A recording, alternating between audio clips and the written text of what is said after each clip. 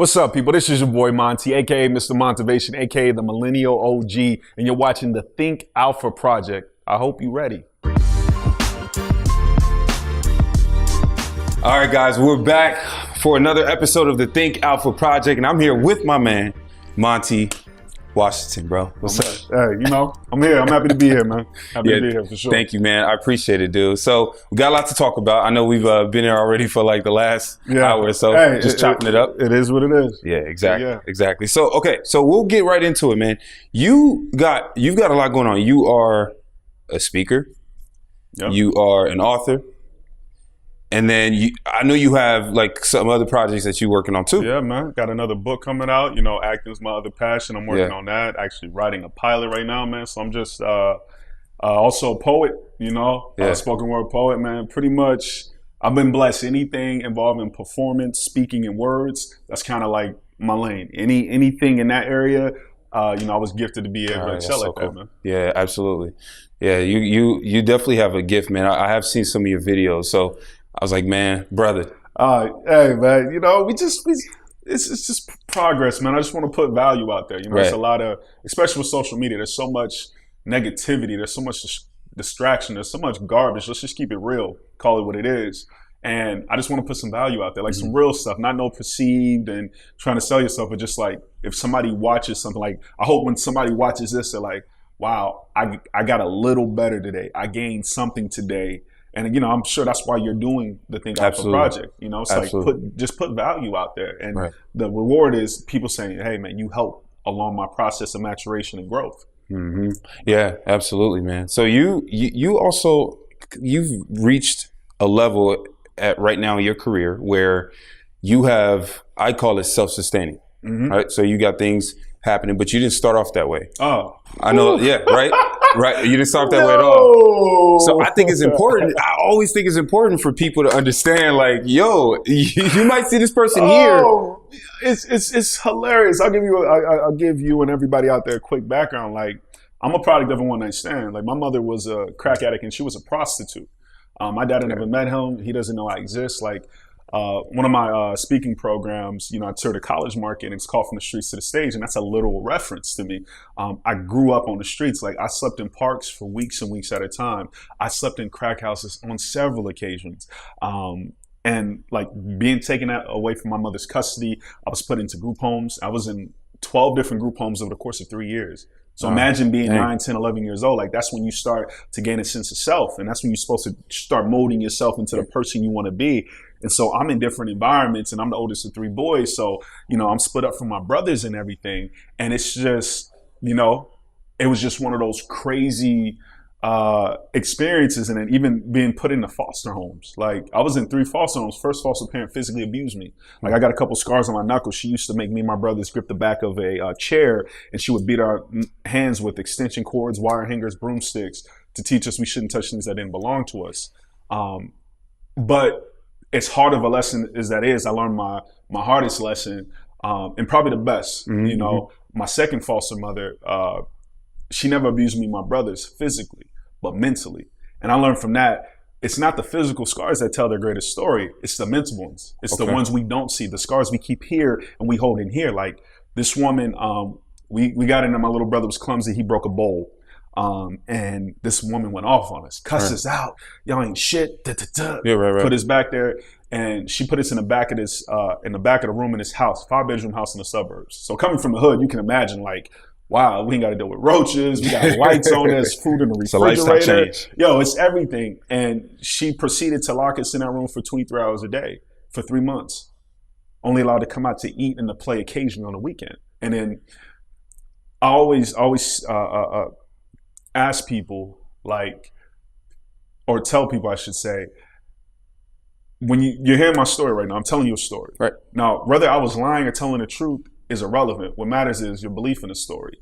And it holds true in life. The stories people tell us about ourselves, the stories we tell us about ourselves, whether they're true or false, is irrelevant. It matters our belief in it. Because if you believe the story, you take it on, you make it a part of your belief system, and you live it out. Right. So my foster mom, she used to tell us, you ain't shit. You so dumb. You so stupid. Like, I got called stupid so many times, my man, that I thought it was my name. When people would say stupid, I'd be like, huh? And because of that, I believe that story that I was dumb and stupid. I was in special ed classes until 8th grade. Now, I had no learning disabilities, but I believed it. But to take it to another level, she used to say, you're not shit. You're not shit. Your own mama didn't want you. So now let's look at the evidence. My real mom, at the time especially, I felt like she abandoned us for drugs. Yeah. Second false mother almost beat me to death. Now this one's doing this. So I tried to commit suicide on 2 different occasions, my man. 2 different occasions. I developed those tendencies, and it wasn't until, and if I can just pause real quick, I'm just like, anybody out there who ever experiences anything like that, where you feel like your life is not worth living, I'm living proof that it is. Like seeking help and getting therapy and going through counseling. I promise you, I'm telling you the PG-13 version of my life. There is nothing you can experience that would validate you taking your own life and depriving the world of your greatness and whatever gifts you have.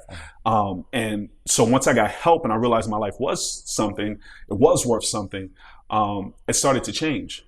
It started to change, and I started to turn some of those negative experiences into positive experiences. And we'll get into that a little later. Right, yeah. Talking about this idea I came up with, being the shit, and how it relates to confidence. We'll get into that later. But so long story short, man, I went through all that stuff. I got help, started believing in myself. So I went from being in special ed classes until 8th grade to getting my last foster home, which things got better. Now, right. there was a distinction. I'm gonna keep it real. There was a distinction between the kids and the foster kids, but it was the first time I had a positive male role model. My foster dad, Jeffrey Banks, he was a cool dude, old school truck driver, worked hard, chill, leave me alone, let me get my game, let me get my beer. But he was a good dude. It was the first time. And so I got put in an environment where I saw there was possibilities. And I always say, you can't have what you can't see. So if you can't see a better life, you can't see beyond your experiences, then it's almost impossible to have it because you're not aware that it exists. So once I did that, I got my swag back. I went from being in special ed classes until 8th grade to getting honor roll every year in high school. Wasn't easy, busted my butt. I stayed in after school tutoring, went to college, got not 1 but 2 college degrees, graduated magna cum laude, wrote my own book. I'm living my life. So it's just, it's so when you talk about, so back to your question, you talk about people like, oh, you're here, you don't see that. Right. No one starts here. Right, exactly. And if you start here, you won't end there. Anyone who I know who's been given everything in life, they lose it. Yeah. There's a reason. Yeah. There's a reason why I believe 85% of lottery winners go broke in 5 years. Like, there's a reason. How do you go broke? Right. You made more than LeBron made. How the hell do you do that? So nobody ever starts out on top. It's that journey. It's the maturation. Like where I'm at now, the worst thing you can say to me is you're lucky. Hell no. I busted my butt to get here. I'm not lucky. I may be blessed. I may be highly flavored, blessed. I may be all of that, but I'm not lucky. I busted my butt. And I say all that stuff not to brag, not because I don't need to brag. My resume and what I do speaks for itself. But it's just to tell people, like, when you stop making excuses and you stop blaming other people for your inadequacies and your issues in life, things change. Right. So with that being said, let me ask you a question, my man, and to the viewers out there, just by looking at me. If I didn't just tell you that I've experienced all those things, because you didn't even know that about me. No, man. I'm blown away. I just you didn't even know that. I'm blown away. I say that I didn't tell you all that about me. Yeah, just smart. Just so we get a genuine response. But just by looking at me, would you have thought I've gone through any one of those things? No, absolutely not. And the reason why is because we don't look like our story. Right. We don't look like our story. If I look like my story, I would be incarcerated. If I look like my story, I wouldn't be college graduate. If I look like my story, I would have been successful at committing suicide. But I'm greater than my story. Just like you're greater than your story. Mm-hmm. Just like everybody who's watching this, you're greater than your story. But too often we get in this mindset where we believe our past determines our potential for the future. When our past doesn't determine our potential for the future, my man Val, it prepares us for it. Mm. Everything we've experienced has prepared us to be here. Everything you've experienced prepared you to be here. Right. It prepared you to start the Think Alpha project. Right. It's prepared me to be here. And when people get like that, like, yo, yeah, you went through all those horrible things, but guess what? You're here now.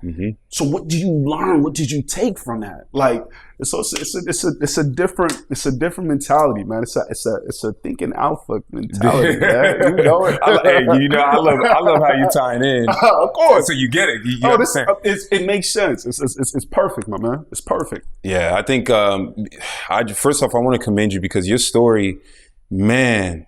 And I know some folks who've had stories like that, and I'll go ahead and say this. I know a lot of folks out there who they're gonna watch this and they'll say, "Oh, well, I didn't go through that. Like, how am I supposed to?" And I do believe that the wind blows on everybody the same, and what you went through, I didn't go through any of that. Right. But our stories have triggered certain things. Our stories have caused certain hurts, certain pains. Oh my God. That we live with today. 100%. And a choice you made a choice though to heal from it. Yeah, and it's, I don't compare. So for instance, I used to make fun of kids growing up who were sad that their parents were divorced. I'm like, at least you have parents. But check this out. That was very arrogant of me. Yeah. When I moved out of my foster parents' house and stuff, I graduated high school a little late. Like, I was literally consistently 4 grades behind everybody. So I graduated high school when I was 19. So by 18, I was old enough. So I moved out. So my senior year in high school, I was living by myself. And so I was out of my foster parents' house for a while. Then about 6 years later, they got a divorce, and it hit me. I'm like, those aren't necessarily my parents. And to be honest, I didn't get along with my foster mom. She did some shady stuff. I don't wish ill upon her, but she did some stuff that she shouldn't have done. And my foster dad, I'm like, why is this hurting?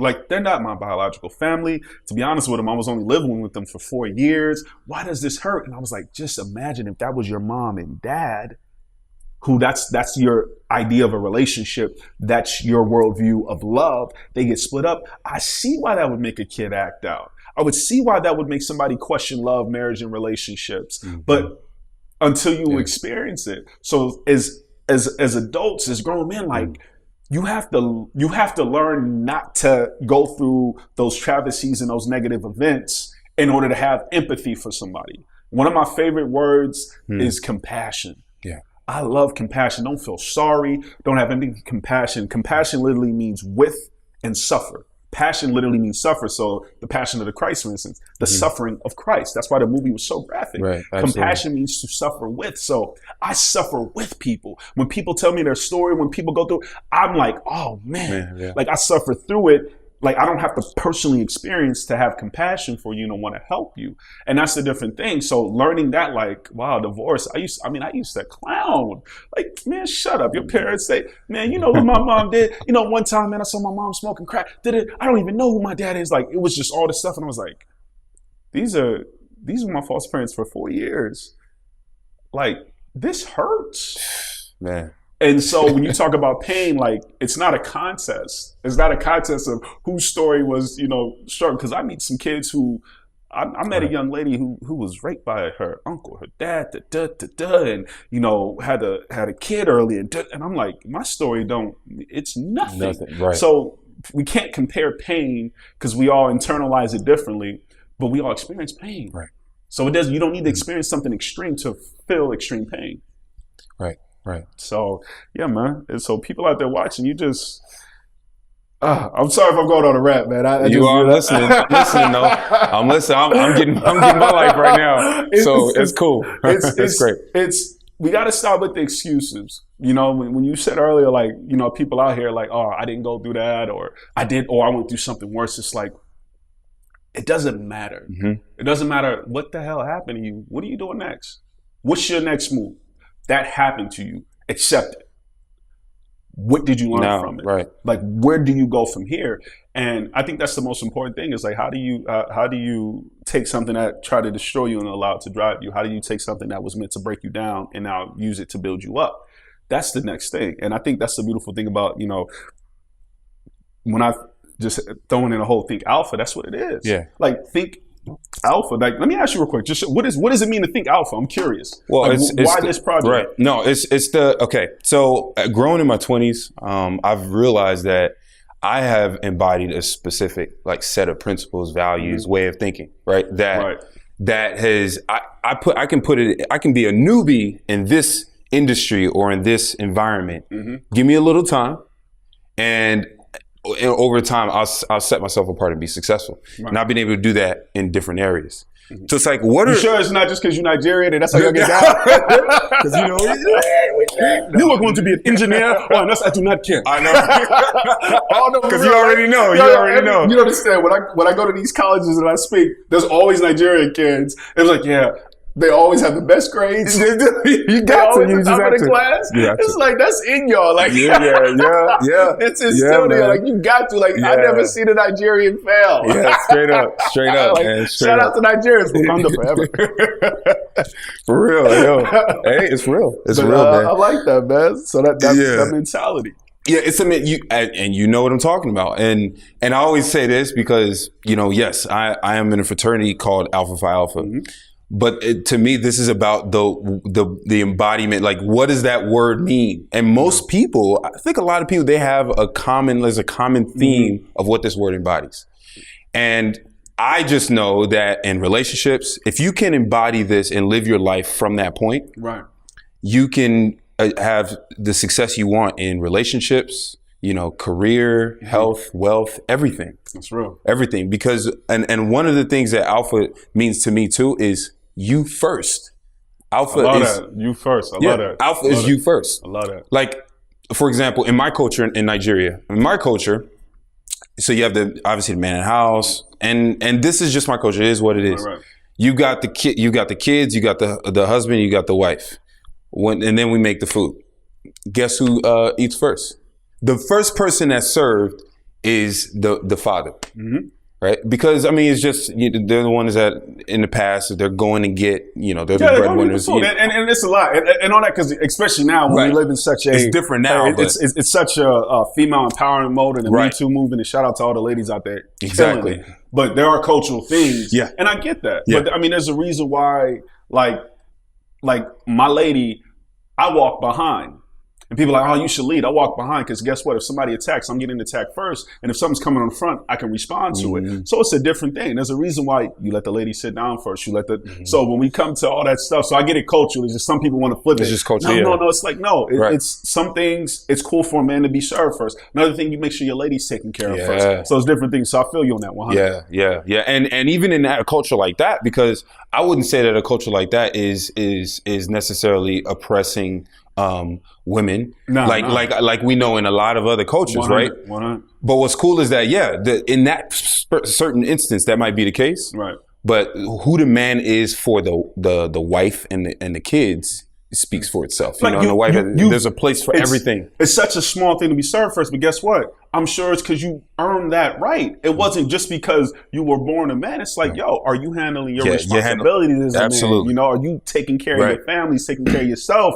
So of course, the hood, Pops gets the biggest piece of chicken. Who gets the biggest piece? Pops. Because Pops is the one paying for that damn chicken. Pop went out there and worked for us. So ain't nothing wrong with that. Absolutely. And you best believe, and for the fellas out there who ain't got that alpha mindset and who are out there letting these ladies take care of you and you're living off of and you're leeching off of and you ain't handling your responsibility, she better get the biggest piece of chicken, damn it. If she earned it, if she worked for it, she needs to get it. I like that too. Like, don't have a problem with that No. If she handling her business, if she's being the one doing it, she earned that. You know what I'm saying? Oh, ain't that real? That is so real. I'm sorry. I got it. There's some, that's real, dude. Can we keep it real?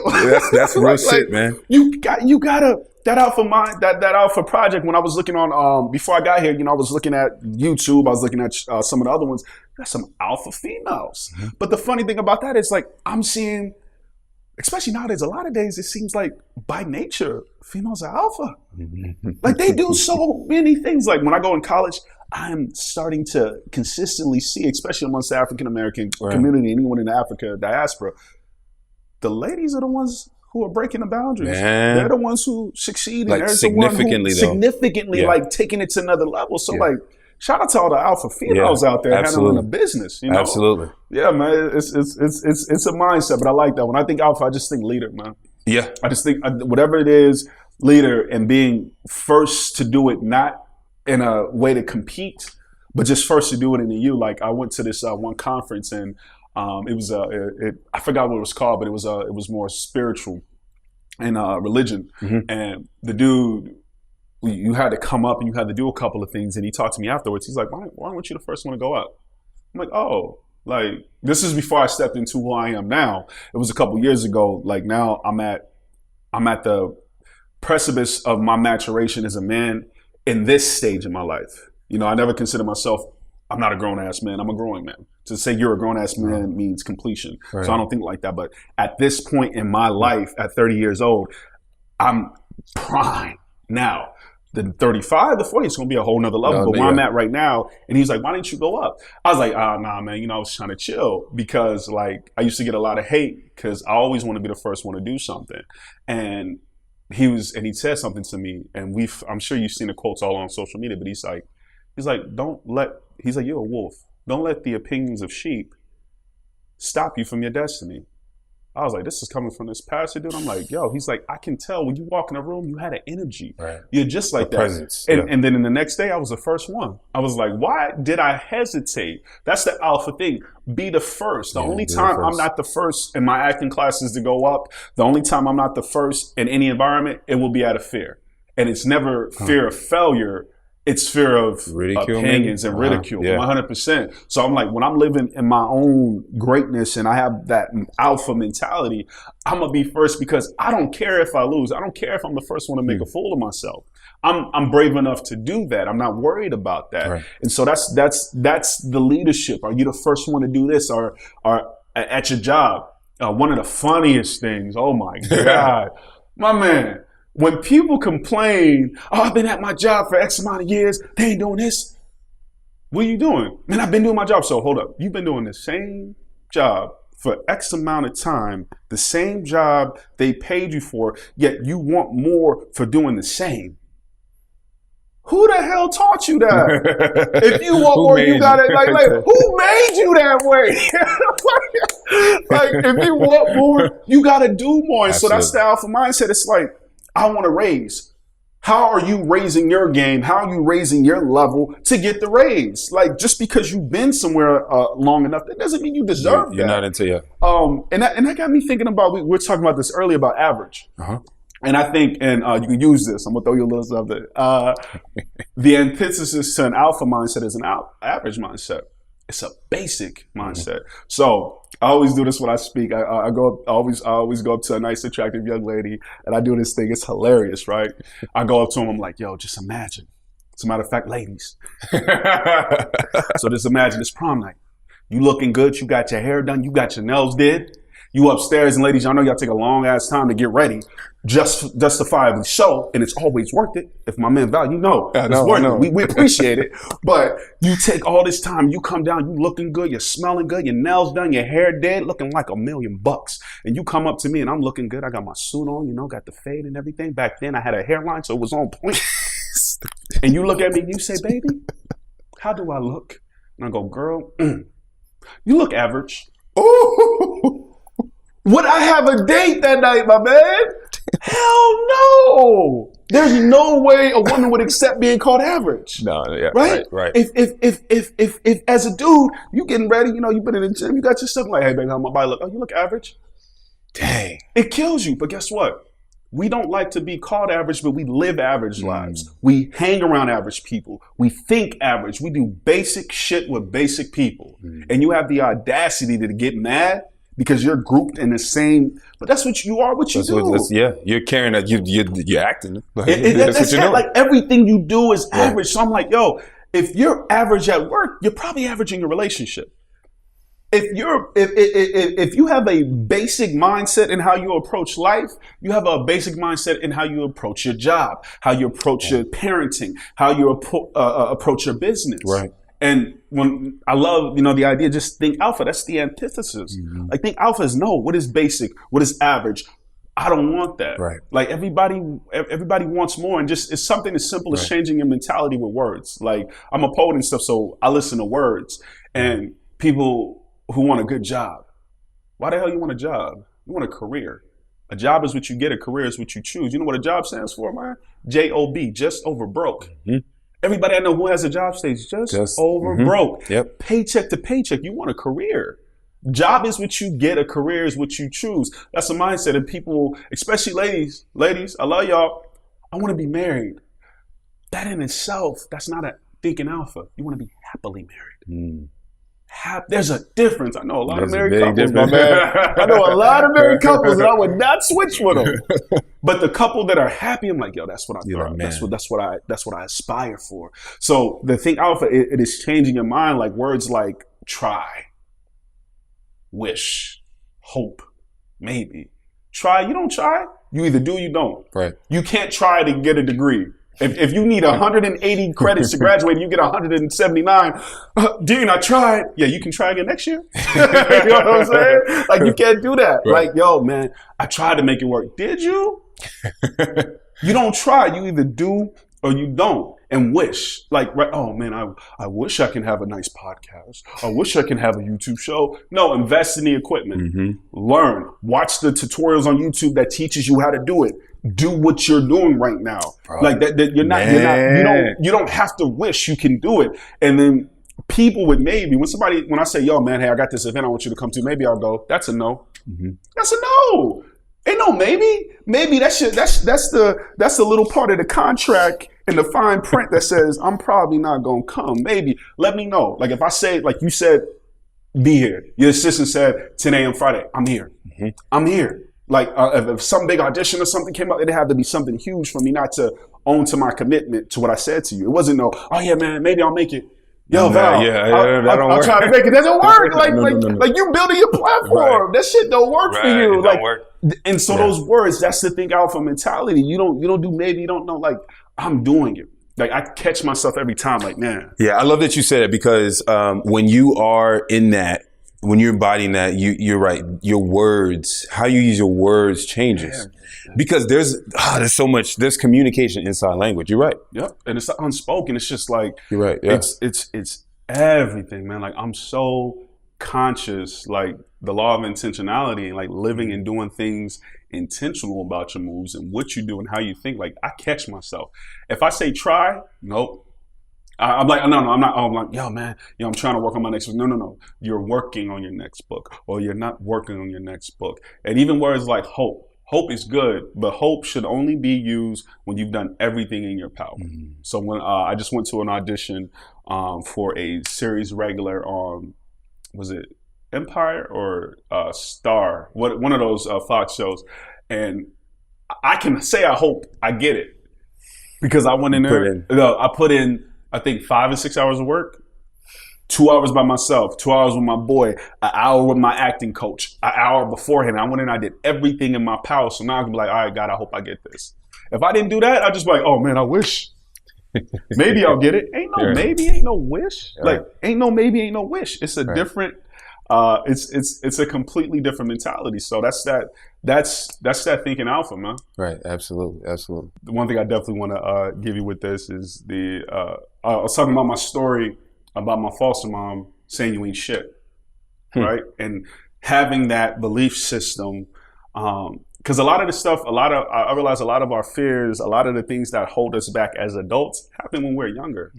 Like, you know what I'm saying? Like, it's rarely is it something that happens in our adult years. It's something that we were holding on to in our past. And that's when I got suicidal and tried to take my life because my foster mom said, you're not shit. You're not shit. And when I went through counseling and therapy, which I suggest to anybody struggling with anything like that, she said, my counselor, I'll never forget, she said, my therapist, she said, we can't change what has happened to us, but we can change our perspective. And so with that mentality, I developed this activity I do when I go speak. It's called I'm the Shit activity. Okay, I need to know about this. Yeah, because I think about it. So I think back to that thing, I'm like, you ain't shit. No, you the shit. You survived that, you the shit. You went to college, you the shit. You started this, you the shit. It's a different mentality. You the shit. It's a confidence thing, right? Everybody has, I think everybody wants to achieve a level 10 dream. A level 10 dream is you want to be your happiest, your healthiest, your wealthiest. You want to be with the love of your life. That's a level 10 dream. But you can't achieve a level 10 if your confidence is at a level 5. It's impossible. The reason why is because we can't outperform the belief we have in ourselves. No matter how skillful, how talented, how gifted you are, if you don't believe in those skills, gifts, and talents, you can't achieve that dream. You can't. You will find a way to self-sabotage. That's why you see, especially here in LA, you see so many nice-looking dudes, wealthy dudes, strung out on drugs. infidelity, wilding out. You see so many gorgeous women, insecure as hell, and in horrible relationships. And the reason why is because we date at our self-esteem level. We date at our self-esteem level. So we get what we believe we deserve. So there's a reason why you have this amazing individual, this beautiful, gorgeous, intelligent, powerful woman in a bad relationship with a bum, because intrinsically, somewhere along the line, she was told that none of that mattered and you're not worthy. There's a reason there's so many dudes who have every gift and talent and ability live an average, basic ass life, because it's that inward belief. And so for me, it's like, you got to believe you're the shit. Right. Now, you're the shit, and so am I. It's not a competition. Right. Just because you're the shit don't mean I'm not. And it's that mentality. So I normally bring kids up on stage, and I did this at a couple corporate talks. It's hilarious. You got like these people in suits. It's the funniest stuff. I bring a roll of toilet paper, and I'm like, all right, here you go. You have to tell the audience, you have to tell everybody in this office, everybody in this stadium, what makes you the shit. And it's so funny, but check this out. It's the funniest thing is how confident we appear on social media. I be seeing it, and I mess with the young lady. I was gonna say that. Go ahead. But it's funny. So I look at some of the dudes. I'm like, oh, you can't say 3 things that make you the shit, that make you proud of who you are, that makes you like confident. But if I'm on y'all social media, I'm the baddest in the game. Like, you can do all of that. Savage, you know? I'm like, but you can't do that in front of people. Right. Like, but it takes real time to like say you're the shit. Before every audition, my man, I'm in the bathroom. I'm the shit. I'm about to book this. I'm the shit because I'm about to give my best. Before I get up on stage, like I recently just spoke. That's so key, man. Like last year, I spoke in front of my biggest audience. It was 2,500 people. Crazy. University of Southern Utah University. And I was just like, it was like a stadium. It was like their basketball. It's a real deal, huh? Yo. And I was like, I'm the shit. I'm about to kill it. I'm the shit. I had to raise that before auditions. I'm like, I'm the shit. Before here, I'm the shit. You have to raise your confidence level, because we're not born confident. You know, confidence is acquired and it is developed. You know, you have to develop that confidence, and it's through repetition. So you have to tell yourself and remind yourself, essentially you have to set your value high, because the world won't raise the price for you. That's the biggest thing. And we think that validation. We think all those things are coming. And I don't mean to go political, but look at Donald Trump right now. Right. We all have our opinions. It is what it is. Right. There's a reason this dude is so vindictive. There's a reason why this dude tries to get back at everybody else, because despite being a billionaire, despite being white and privileged, despite being the leader of the free world, I don't know how the hell that happened, but it happened. Whatever. That's a whole other story. That's a whole nother. That's not even a Think Alpha project. Despite all of that, he's one of the most insecure individuals. There's something intrinsically wrong with this dude. Yeah. You know what I'm saying? Yeah. I don't know if his lack of real hairline or his small hands. I don't know what it is, but there's something intrinsically where he doesn't feel like, no matter how much validation, no matter how many people kiss up to him, he's not satisfied. And I think that's true for a lot of us. Like, no matter how much money we get, how much fame, it's not enough unless we believe it ourselves. No matter how beautiful this girl is, no matter how many Instagram followers, no matter how many dudes are thirsty for her, it doesn't matter if she doesn't feel it. It doesn't matter if we don't feel it. It's an intrinsic thing. It's that I'm the shit. Your confidence. There's a big misconception with confidence. They think confidence comes from what you accomplish. No, it comes from what you've overcome. Right. Like, my confidence doesn't come from what I've accomplished. Because you know it, like, let's just keep it real. We're in a nice place in our lives. We're doing some things. Yeah, man. We're far above average. Yeah. But I know you and me, you're not happy where you at. No. This is not even like you haven't even gotten started. Like, you know, I haven't even gotten started. Right. I got a, and I don't mean to brag, but this is some stuff like, I got a $15,000 check I haven't even cashed. It's just laying on my desk. Chilling. Y'all never know where I live. Stop trying to jack me. They don't know. So but it doesn't matter, because that's not what it's about. It's that intrinsic value and feeling like you accomplished something and you did something amazing, because your validation can't come from the outside world. And it's hard when it comes from what you've accomplished. It comes from what you overcome. Like, I'm confident because I know I was homeless. I know I was suicidal. You know where you came from. Yeah, I know where I came from. So that confidence is what, the higher I go up, it grows, because I'm so much away from where I started off. Not because of what I get. Like, if you never had a car, you get that car. Then once you get that next car, it's like, oh, it's cool. You never have a place, you get that place. Oh, it's cool. Because it's not about the attainment of those material possessions. It's about what you had to do to get there. It's the grind. It's the struggle. Like, this is going to blow up. So when this is blowing up and it's one of the biggest YouTube platforms, you're going to be like, yeah, this is what's up. But it's these moments when you just started out and you setting up stuff by yourself. By myself, and I got, folks coming in. Like, yo, that's what you're going to look back on and be like, yo, when I first started this, I didn't know what I was doing. I just did it. Right. Eventually, you're going to have a whole damn production team. You're going to have a studio. And that's going to be cool, but I guarantee you, this is what you're going to hold sacred. And it's that different mentality. It's like, I'm the shit. I'm the shit because I'm still here. I'm the shit because I've overcame the abuse, the suffering, the pain, the lack of confidence. I'm the shit because of that. You can think I'm the shit because I've accomplished X, Y, Z, but I'm the shit because I've learned to accept myself and to love myself and to master myself. You know what I'm saying? And that's a different level, man. All right. So one of the things that I wanted to do, in this podcast is really, in each episode, as much as we can, to have people take from it something practical they can put into place in their life where it can lead them to something better, right, for themselves. So what would you say? You spoke a lot about confidence, knowing where you came from. What would you say, what do people out there, what can they do to start to take steps where they're at in their life to get to it? A few different things. The very first thing, and I learned this from myself, it's something I struggle with, is limit your exposure to social media. Not stuff like this that's putting out there, but just we compare too much. And we start, when we're on social media and we're looking at the way everybody else is living their life, we start comparing our real life to somebody else's social media highlight reel, and we get this weird perception of what life is. And we start feeling less about ourselves. I know I'm sure you've done it, but people out there where you're having a great day, you're like, yo, I killed it today. And you start scrolling like, oh, damn, they just booked this gig. And I got a homegirl I know who was this in Black Panther. And I was just happy I got a nice audition. And she, Wakanda forever. And the reason why is because we're comparing. Comparison is the thief of joy. Yeah. So you have to stop comparing. Watch what you allow to get in. Like, I give myself moments to get on social media. I limit. Also, people, go in your phone right now. Go in your damn phone. Go to your contacts, and I'm going to try to keep this quick. There's 3 people you need to look out for, and you need to consciously start getting rid of people in your life. There was a study done that discovered you're the average of the 5 people you spend the most time with. The 5. So if 4 out of 5 of your friends are broke, you'll be the 5th. If 4 out of your 5 friends are dropping out, you'll be the 5th. It's just the law of averages. So you need to make sure the people who are with you is good. You got to get rid of that. And so there's 3 kinds of people I want everybody out there to be aware of. You got fakers, haters, and takers. Fakers are real simple. If I have to question if you're real, you're probably fake. Wow. If you have to question if somebody loves you, they don't. If you have to question if somebody who's loyal, they ain't. That's it. So think about those people. Who do I question? You ever get a compliment from somebody and it don't feel like a compliment? Yeah. Like, it's like, yo, did you just low key throw some shade? Was that should I take that as a compliment? Like that stuff. Why do you need people like that, right? And then you got haters. We all know haters. Haters are negative people. Haters are unhappy people. Haters are insecure people. Go on your phone, get rid of anyone who you're constantly like, they're hating on everybody. Even if it's not to you, they're probably hating on you behind your back.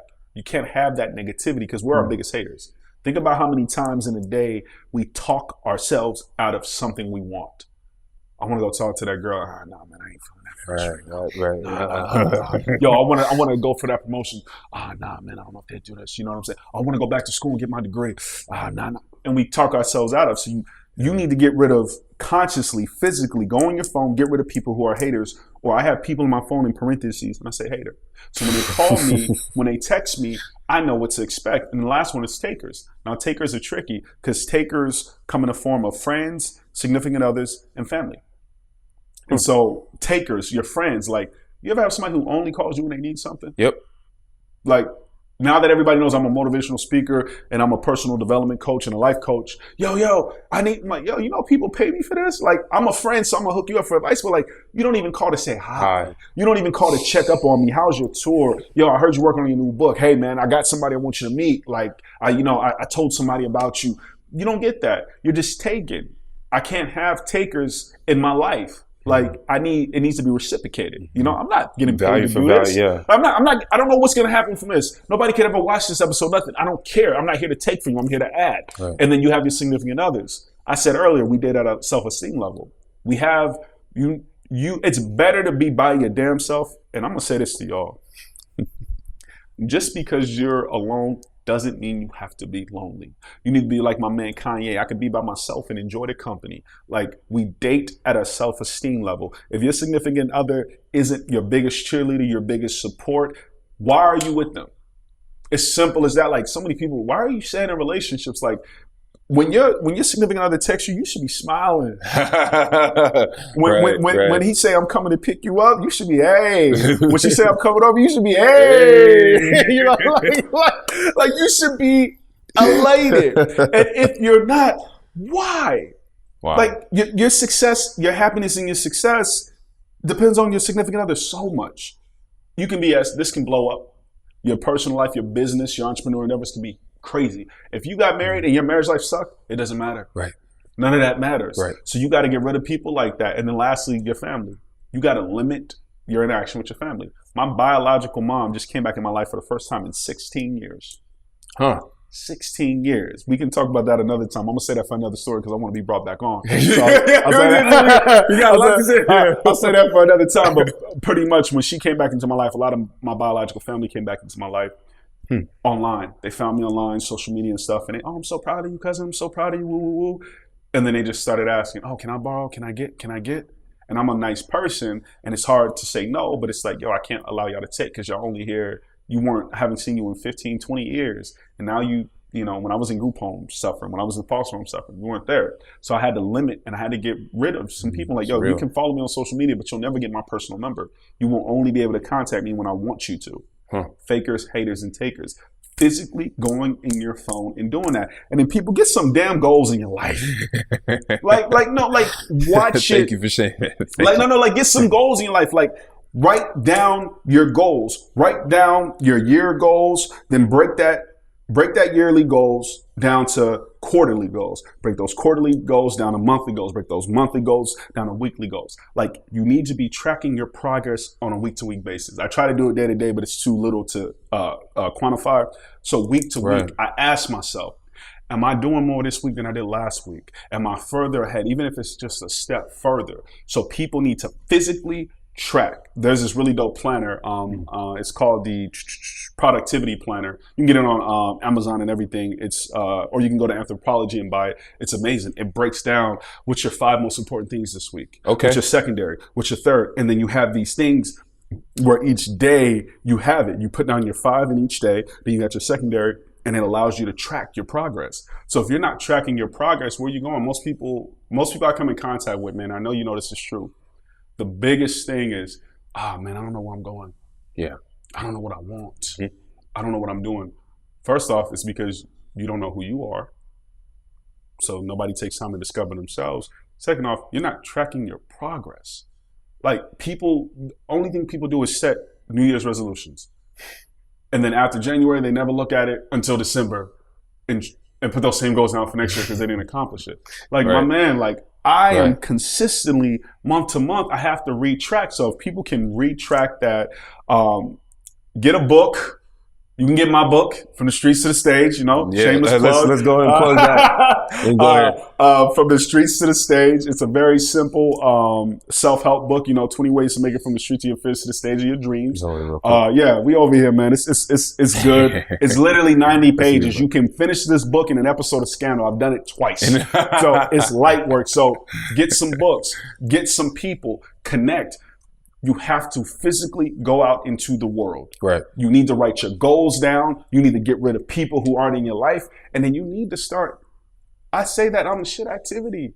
Like, you need to start hyping yourself up. Yeah. Like, I love that you say that because I notice for myself that in situations that I go in, I'm always my own hype man. I'm always my own hype man. Got to. And so, it's important. But I don't know I don't know where I got it from or anything. I just noticed that about myself. It's like, I went through something like this before. Yeah. I could do this. Yeah. I was like, I don't know, but I went through something like this already. I can do this. It's because your personal development. Yeah. Maybe it's your upbringing. Maybe it's the fact you're a successful dude. Maybe you just got that alpha mentality. You're wired differently. Right. You've done that, but you've done it subconsciously. And not knowingly. people, if you're watching this, you need to consciously take steps to build yourself up. Yeah. Consciously love yourself. My little brother, I'm so happy. I get to see my little brother for the first time in 8 years. He's been locked up for 8 years. I get to see him 3 days before my birthday. It's going to be amazing. And the only reason he went down a different path than I did, even though we come from the same environment, I believe is because of self-love. FLY, first love yourself. More importantly than anything, first love yourself. And I'm talking about love yourself. I'm not talking about on Instagram. I see a lot of stuff, and let me just keep it real. Yeah. I think I know what you're about to say. Yo, forgive me, everybody out there. I have to say this shit. Just because you put quotes, just because you post pictures saying you the man, saying you're alpha, saying you're a queen, doesn't make it true. Your actions will always reveal your true character. So it's cool. That's a start. And it's a start. You got to hype yourself up. If you looking good, damn it, put a selfie up. You know, as you get out the gym, you got that pump. It's like, yo, I see some. Let me just show y'all what your boy been working on. Ladies, if you've been working on yourself, do a little bit. But it goes deeper. You have to genuinely love yourself. When you're alone, man, I love myself so much. Like, you know what I'm saying? Like, I enjoy being alone too much. Because like I love my company. Like my man Kanye said, I could be by myself and enjoy the company. I love myself so much. Like I'm about to go get my feet done after this. They're a little rough right now. So I need to. I'm gonna probably get a massage either later today or tomorrow. I'm gonna go to the museum. I'm gonna go to the beach. I'm going to treat myself. I just bought myself some new dope NMDs. Come on, man. But it's just love because I'm like, yo, I bust my ass. I work my butt off. I give so much to the world and the people around me. I need to fill myself back in. And that first love yourself. So you have to practice that. Like people physically, and I'm giving you a lot for people out there that like use, you know, you're writing down the goals. You're practicing self-love. You're getting rid of the people around you. But like, when you get to the point, like I'm in a really good relationship. Like I love my lady. She's a beast. She's dope. And the only reason it worked is because we met at a time when we were both not looking. And we met at a time when how can I say this? She was completely happy without me. She's single 3 years, hasn't been intimate for a couple of years with anybody. She was genuinely happy with her life. I was genuinely happy. I just got out of a toxic relationship. I just kind of got my new level of success. I was genuinely happy. And when you got two people who are truly in love with themselves and truly happy, you're not doing what a lot of people are doing. I need my other half. Right. So you a half a person? You complete me. So you're not complete. You fill me up. So you're empty. You make me whole. So you're not a whole person. When you feel whole, when you feel complete, when you don't need another half because you're already a full person, then you can start going out and finding love and finding somebody who has that same vibe. But we don't take the time to treat ourselves, to love ourselves. I mean, love this, like, you know what I'm saying? Like, my man, like, it's like coming from being suicidal and having no confidence. I'm talking about, like, I was a dope ball player. I was McDonald's All-American Honorable Mention back in the day. I won state, everything. I'm not saying I could have gone NBA. I don't know if that was my path, but I could have gone pretty damn far. And I didn't because I didn't have belief in myself. I could have got even better grades. I could have gone to Ivy League school, but my belief was only so far. I could have even gone further. And once I started to believe in myself, I started to love myself. There's nothing like, and so many people don't love themselves because they think it has to come from somebody else. So practice self-care. I don't know the sister who was on here on your other video. She talks about that a little bit.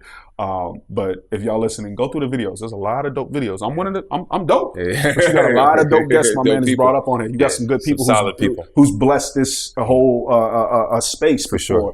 And that idea of self-love, like that changed my life. FLY, first love yourself. Like, and exercising that, demonstrating it, it changes the way you walk, it changes the way you talk, it changes the way you see the world around you utterly and completely. And if people can practice that by physically getting their life together, I'm sorry, we both in shape dudes, we both handle that stuff. And it's not just about the physical thing, but just how good do you feel after working out? How good do you feel getting that next mark? I just took yoga. hard as hell. Man, yoga, man. Yeah, but I'm like, okay, yo, I'm stretching. I'm like, I was stretching out there. I'm like, oh, my leg used to only go 90. Now it's a little more. Progress. You know what I'm saying? Physically, take care of yourself. Spiritually, I don't care what God you believe in, Jesus, Buddha, Allah, whoever. If you don't believe in God, your higher self, I don't give a damn what it is. Do what you do, boo-boo. Believe what you want to believe, but when you have that spirituality on point, you got your your physicality on point, and you got your emotional reservoir on point. And the last thing I'll say on this is probably the most important for me is forgive. I know I'm going all over the place, but it's a lot. It's a lot to this thing. Forgive. Anybody out there, I found this is the biggest thing holding us back, because this is what held me back with my mother. You hold on to so much hurt, so much hate, and you hold on to so much pain that you don't realize you're the one choking, you're the one suffocating, you're the one being poisoned by it. When my biological mom came back in my life for the first time in 16 years last January, I didn't realize how much hurt I was holding on to. I went nuts. I pulled a Dave Chappelle. I went to Australia for 2 weeks. I couldn't take it. Like, I didn't realize what was in me because we hold on to those things and it affects everything. I realized, why hasn't a relationship with any woman lasted longer than a couple years? Why did I not like having female bosses? Why did I look at women as something a little less for a while? Because that was my experience. I never truly forgave my mother. And I got face to face after I went and, to Australia for a couple of weeks and just kind of laid it out and cried. I'm talking about that ugly cry. That. This is important. And I got face to face when I forgave her. So anybody out there, whoever you're holding on to hate, forgive them.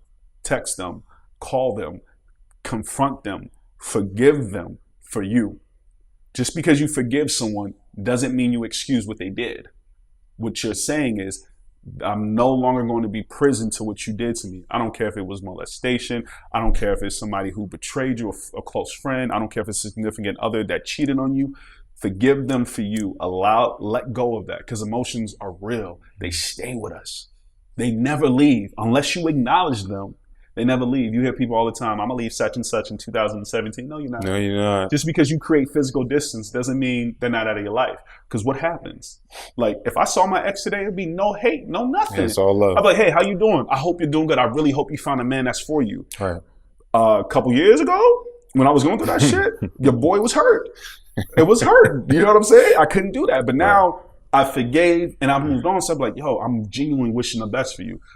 I take what we had, and I wish you nothing but the best. Right. And so if you can physically forgive, I'm not talking about to God or universe. Let that person know that you forgave them. Send a text, get them face to face, meet them over coffee, call them, let them know that you forgave them. The weight that's uplifted is everything. And that's the first step to finding, a way to love yourself. And that's thinking alpha. That takes courage to have what I would like to call a courageous conversation with somebody. That takes another level of maturation and maturity and progress, man. So forgive whoever. If they're not alive, write a letter, burn it, do whatever. But you need to physically put it out there in the world and be like, I forgive you. You no longer hold weight over me. My life is not determined by what you did, how much you hurt me, where you touched me, where you left me, blah, blah, blah. Doing that, I don't know if it's just a coincidence. But my success exponentially grew. My personal success, my relationship, my business success grew the moment I had that conversation with my mom and released it. I didn't realize how much I was holding on to, and I didn't realize I shine. Now I'm blinding motherfuckers now. The way you said that, so before it was like, oh, okay, twinkle, twinkle, baby. Right. Now it's like, oh, yo, it's a whole nother level, man. Because I forgave that. Because there's nothing in my life. Nobody's holding any weight. Nothing my mom did. Nothing I went through. Nothing my foster parents or anybody did. None of that holds me back. I'm free. I'm new. I'm a blank canvas now. So I get to fill that in with what I want. And so, circling back around to what you asked, physically, that's what people can do. Physically forgive, write down some goals, physically go on your phone and get rid of people or put their name, faker, hater, taker. You do those things, I'm telling you, small steps that give you big results, my man. Yeah, for sure. Man, dude, you were blessed this stage, man. Dude, thank you for your time. I appreciate you letting me in this space, man. And shout out to anybody that's watching. Shout out to any and everyone who's blessed this space before me, and been a part of helping you raise this platform, because it's dope, man. It's needed. Right. There's a lot of people who needs to hear some messages that have been reiterated before me and in this moment or whatever. And I'm glad you're putting this out there, man. We need more of this and less of. Yeah, exactly. Exactly. I'm just saying. We need substance. There's a lot of nonsense in the world, so I'm honored, man. I'm honored and blessed and humbled to be able to be in this space, man. So right, absolutely, man. So Monty, how do folks who are hearing this, watching this, find you? All right, hit me up, man. It is Montivation. You get it. Monty Motivation. Y'all know what it is. Hit me up on Montivation. Instagram and YouTube is where I'm really focused on. I got my Facebook as well, so I do a little bit of that, but it's Montivation everything. I don't mess with Snapchat no more after Instagram got the stories. The stories, yeah. It's like kind of redundant. So Montivation on YouTube, Montivation on Instagram, Facebook, also Montivation.com for booking information for speaking gigs, and I'm getting my life coaching program, or it's the Millennial Personal Development Program started. I'm also getting my speaking program started for like people like yourself and people who's starting out with this and want to hit the stage and stuff. Because I'm not saying I'm the best, but I'm just saying ain't nobody better. So I'm doing that. So just look at Montivation, man. Y'all hit me up, vibe. Let me know what you liked about this. Anything you want to iterate on, man. Like I just want to put some good stuff out there, man. I just you don't become a man when you hit a certain age. You become a man when you start living for something greater than yourself. Agreed. And to help people, to bless platforms like this, that's what makes me a man and the man, is because I'm living for something greater than myself. If my words, if my advice can help anybody along their way of progress on this journey of life, man, that's it. I can die a happy man. My man. Well, once again, dude. I do it. You've been great, man. Thank you very much. I appreciate you. You got it. All right. Bless. Think alpha.